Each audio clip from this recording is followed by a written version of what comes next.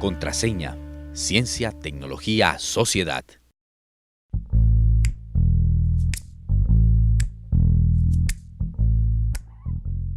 Actualmente, el ITM brinda educación superior a 31 estudiantes con discapacidad auditiva y 53 con discapacidad motora. Las políticas institucionales que se han creado o modificado para permitir a estos estudiantes una formación con el mismo nivel de exigencia y oportunidades que tienen otros estudiantes en el ITM ha permitido que nuestro programa de inclusión sea un modelo para el país. Este fue uno de los motivos por los cuales se llevó a cabo en el Campus Fraternidad el Encuentro Nacional de Inclusión. Un evento que permitió la reunión de algunos de los más destacados expertos en el tema y que nos dejó muchas reflexiones que en esta misión de Contraseña queremos compartir con ustedes. Contraseña es una producción del ITM.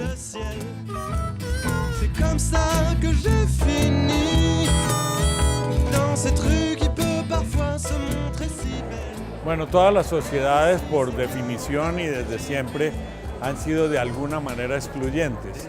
Y esto obedece a un problema de la cultura. El ser humano siempre ha necesitado reunirse alrededor de algunos patrones o creencias o intereses comunes.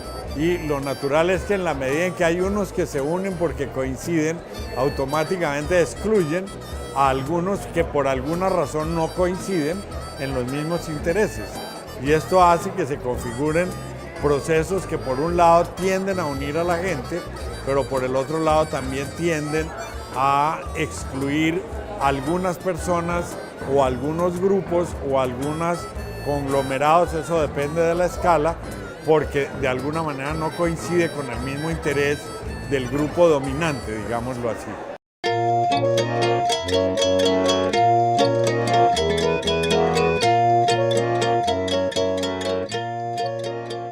Siempre hemos pensado, y eso es algo del imaginario social, de que las personas con discapacidad o con situaciones psicosociales se encuentran en los estratos más bajos por las mismas condiciones de violencias, de pobreza extrema y demás.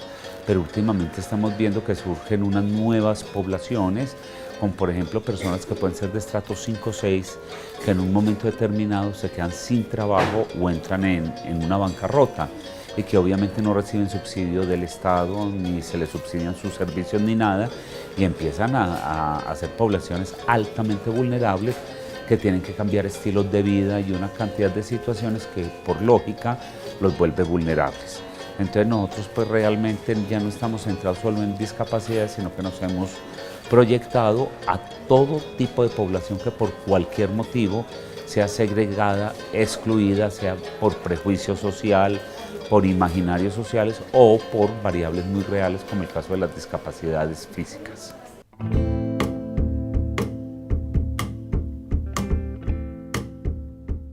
Es uno de los programas que trabajamos en Formadores de Mentes. Simplemente Humanos es una analogía que en algún momento se nos ocurrió, entonces ahí ven el nombre, Formadores de Mentes. Nos decían locos cómo ibas a asimilar a Superman o a Linterna Verde con capacidad y talentos excepcionales o con poblaciones vulnerables. Pero nos dimos cuenta que hay una riqueza analógica y metafórica muy interesante.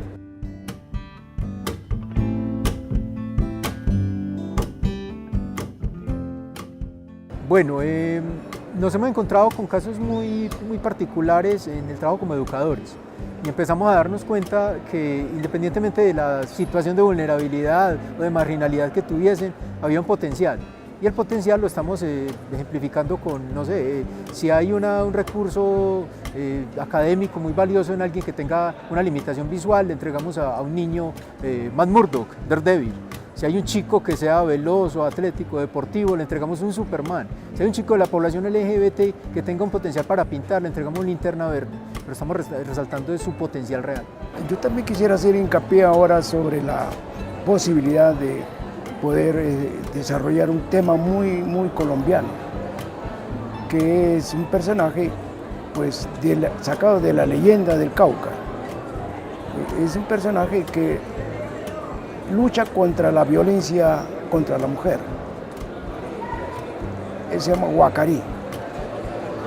Es un ángel, digamos, que ojalá que la gente pues, se anime a leer esos temas de las leyendas, que son muy importantes.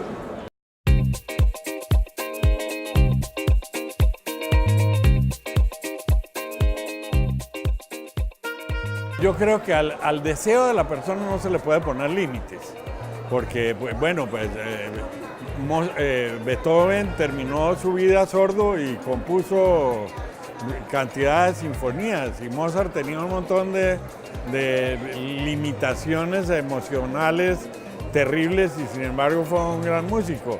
Y hay gente autista que ha logrado desarrollar modelos matemáticos complejísimos.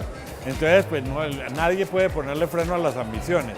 Pero otra cosa es generar la idea de que todo el mundo puede todo. No, no es verdad.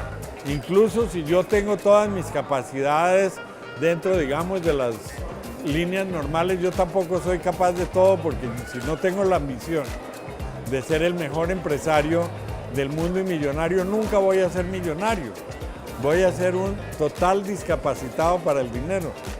¿Por qué? Porque pues es que no es una cuestión de que me convenzan de que por inclusión debo estar en la escuela de negocios de Harvard. No, es que no es esa mi identidad, yo no soy así. Yo a lo mejor soy mejor trabajando con niños en un salón de clase, donde voy a tener un mal salario toda la vida, pero me va a reportar mucha felicidad, y no por eso soy menos que el señor que es millonario. ¿Quién sabe? A lo mejor soy más feliz.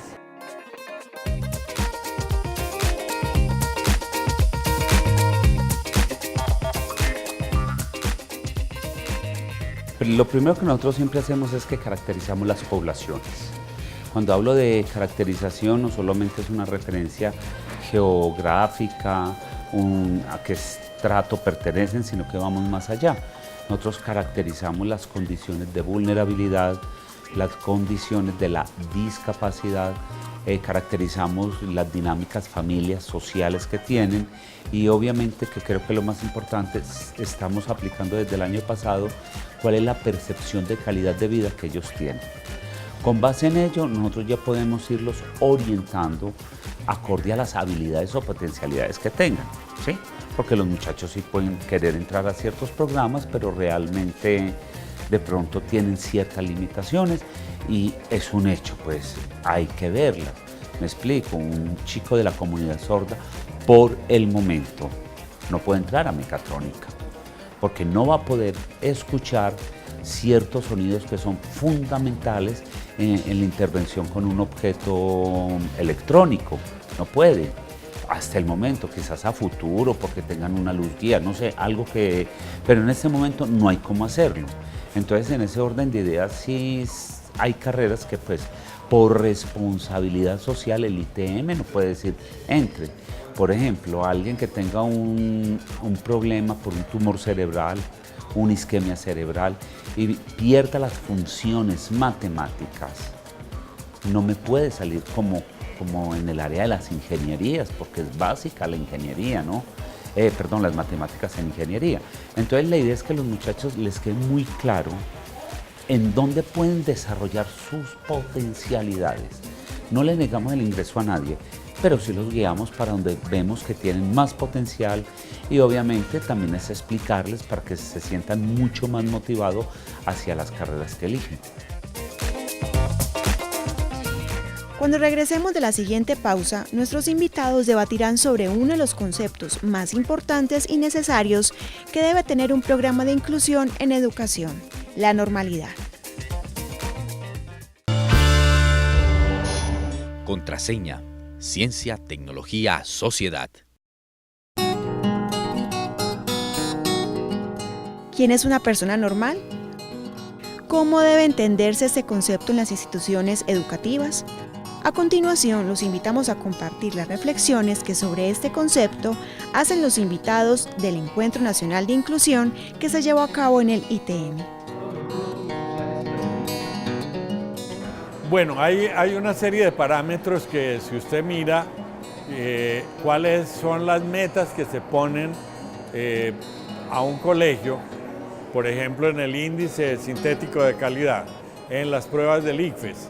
Entonces se dice que un niño de tercero de primaria debe manejar tales estándares, y así se llaman estándares, en lenguaje, en matemáticas, en ciencias, en inglés.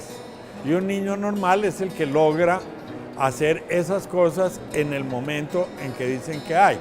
Entonces eso dice cuántos niños no lo lograron. Y eso marca una cola que sale de la curva normal. Dice, estos niños no son normales porque no lo lograron, pero si hay un niño sordo, que además pues por su propia sordera no puede hablar y parte del requisito de la escuela es que haga un discurso, pues naturalmente ese niño se sale de la posibilidad misma de estar ahí. Si ese niño es un niño con síndrome de Down, con una limitación cognitiva severa, el sistema no califica su capacidad de relacionamiento con los otros niños, no califica su capacidad práctica manual, sino que califica única y exclusivamente su capacidad lectoescrita y matemática. Lo que ese niño, la escuela lo convirtió en anormal, pero ese niño es perfectamente normal en el sentido de que los niños que tienen síndrome de Down tienen una normalidad propia, y es que son capaces de hacer muchas cosas. Si el niño se relaciona bien con otros, si es hábil para desarrollar tareas precisas, de un niño normal, con síndrome de Down, pero normal. Entonces la escuela tiene que entender que la normalidad no es la que ella pone, sino es la que las personas tienen. Ese es un tema bastante complejo porque de todos modos el Ministerio de Educación tiene unos parámetros que normatizan mucho, y eso es algo pues que por historia siempre ha sido así.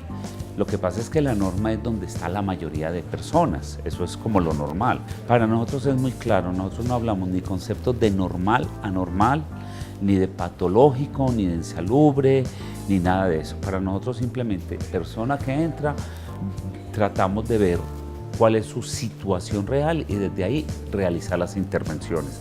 No manejamos pues como esos sistemas de normal o anormal, porque como decía Francisco Cajiao, la normalidad dependerá de un momento histórico, de una cultura específica y de una sociedad específica.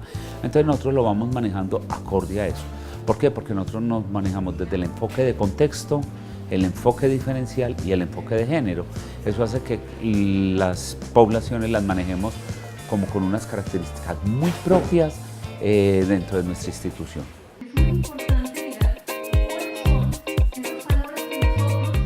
Pero yo quisiera ir un poco más allá de la garantía del derecho. Es real el reconocer al otro como un ser humano pleno, que tenga oportunidades para desarrollar capacidades. Ese será un punto fundamental.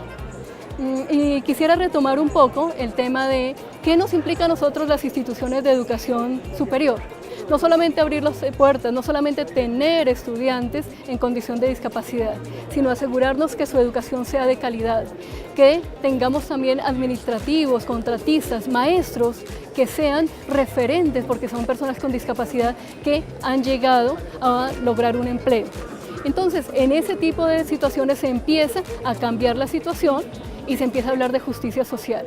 El tercer elemento que quisiera destacar para las instituciones de educación superior es que estamos llamados a hacer investigación sobre las condiciones de discapacidad en todos los niveles, en temas de salud, en temas de educación, en temas de trabajo, todo lo que sea necesario para garantizar una mejor calidad de vida de todas las personas. Yo creo que las universidades de todo el país, el primer ejercicio que deberíamos hacer es preguntarnos cómo entendemos la interculturalidad en nuestro medio. ¿Sí? Porque hoy solamente hacemos la interculturalidad de los grandes teóricos que dicen, desde el Ministerio de Educación, desde los filósofos, pero no hemos preguntado la interculturalidad, ¿qué significa en el barrio? ¿Qué significa para los jóvenes? ¿Qué significa para las mujeres? No lo hemos preguntado. Y no nos han preguntado nosotros, los pueblos originarios, para ustedes, ¿qué es la interculturalidad? ¿Sí? No nos hemos preguntado. Pero yo creo que las universidades deben aterrizar mucho más todavía en esa interculturalidad del terreno, ¿sí? Porque las universidades, por ejemplo, la Universidad de Antioquia, llegan los negros, llegan indígenas, llegan barrios populares, llega a todo el mundo.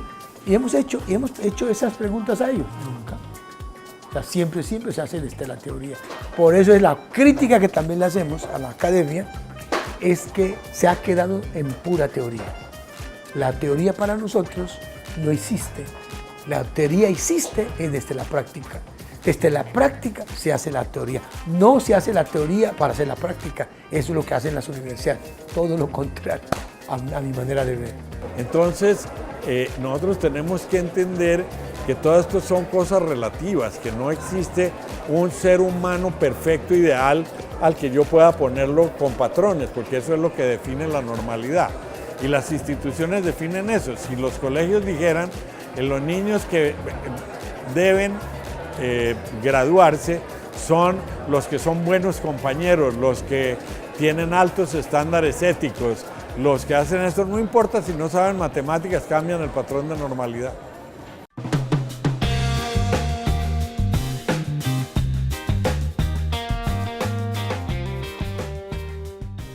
El enfoque de inclusión en el ITM es un enfoque muy integral, ¿no?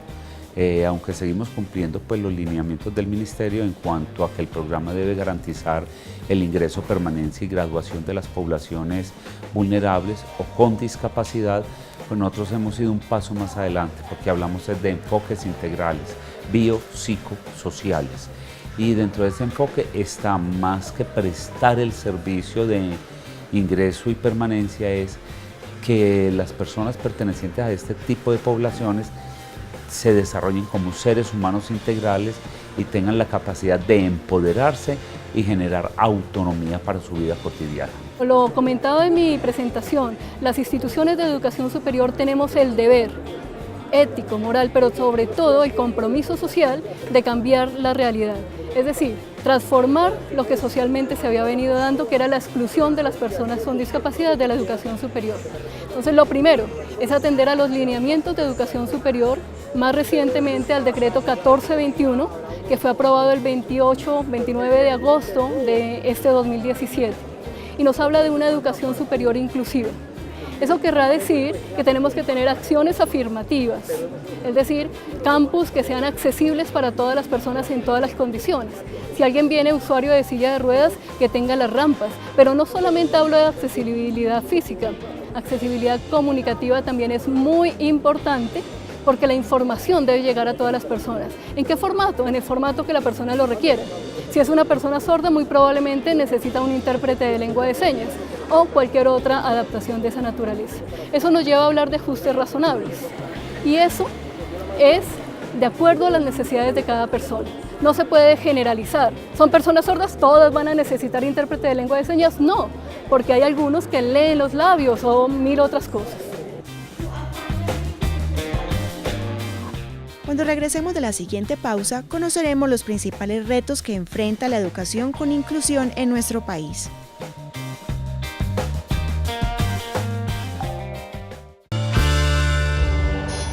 Contraseña, ciencia, tecnología, sociedad.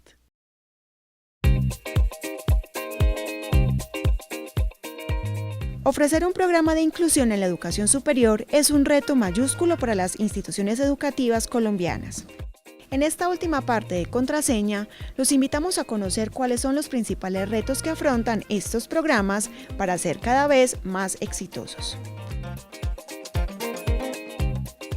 El papel de la tierra, el papel de la universidad en estos instantes es de aprendizaje. ¿Por qué? Porque la universidad no habla de la madre tierra. Son los negocios, habla de la destrucción de la tierra, ¿sí? O sea, todo lo que se enseña en la universidad. O sea, muchos ingenieros que se gradúan, ¿para qué? Para explotar a la tierra. Entonces, lo que estamos planteando es que la tierra necesita que lo reconozcan, que la tierra es un espacio donde podamos vivir. Yo creo que en circunstancias actuales lo que nos está demostrando es que si nosotros no vivimos en armonía con la naturaleza, con la tierra, estamos en un camino vertiginoso a la destrucción del planeta. Hay que considerar varias cosas. Uno es que los enfoques en discapacidad han pasado de esos modelos de prescindencia, donde se eliminaba al diferente, donde se eliminaba aquel que fuera distinto, y pasaron por las manos de la rehabilitación, y superando ese modelo médico se llega a la idea que la discapacidad es una construcción social, que hay una persona que interactúa con una serie de barreras que lo excluyen, que no lo dejan participar. Y ahí surge el concepto de discapacidad, especialmente desde Mike Oliver. Nosotros en este momento hemos estado participando en una serie de mesas que tiene que ver precisamente con la posibilidad de la inserción al mundo laboral de este tipo de poblaciones. ¿Qué hemos encontrado? Todavía hay mucha parte de resistencia por los imaginarios, porque creen que se enferman más, porque creen que es que rinden menos, porque creen que sobre todo las personas con discapacidad vienen acompañadas como de una especie de, llamémoslo como de retardo mental. Entonces todavía hay muchos imaginarios. ¿Qué hemos estado haciendo? Hemos estado tratando de que las empresas comprendan, entiendan qué es la discapacidad, cómo se maneja, que no todos, por ejemplo, que un chico sordo automáticamente no entra en la discapacidad cognitiva, que los hay muy buenos. Y cuando las empresas ya lo van conociendo, pues ya van como abriéndose. Dos, porque nosotros hemos montado un servicio para las empresas también de sensibilizarlos en temas de inclusión, porque tres, a los muchachos, y esto no tiene que ver con discapacidad, aunque lo aplicamos específicamente para nuestras poblaciones vulnerables o discapacitadas, se les empieza a desarrollar las habilidades sociolaborales, o sea, personas responsables, personas que cumplan, que sean organizadas, disciplinadas, porque eso va a ser un valor agregado respecto al resto de las poblaciones. Esto ha sido todo por hoy en Contraseña.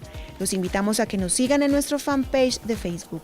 Allí pueden dejarnos sus sugerencias y comentarios y encontrar nuestros capítulos anteriores. Hasta pronto.